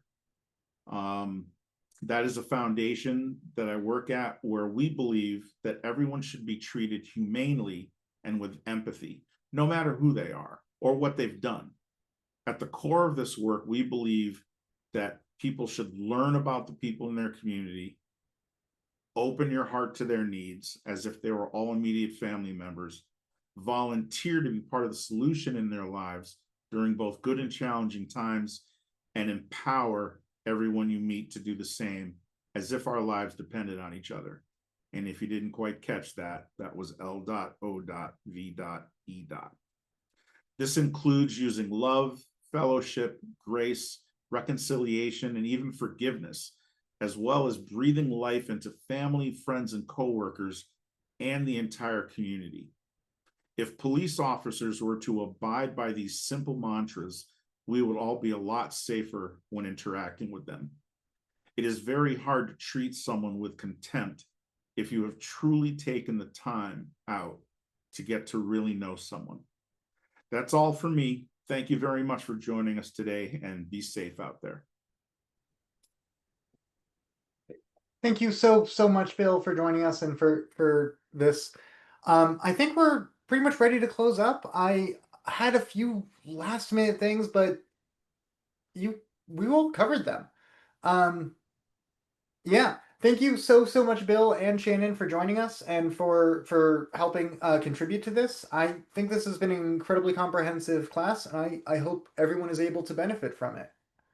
I will be posting this probably on YouTube later with all of the links in the comments. I'll talk to you guys later. Thank you so much. Bye, everybody.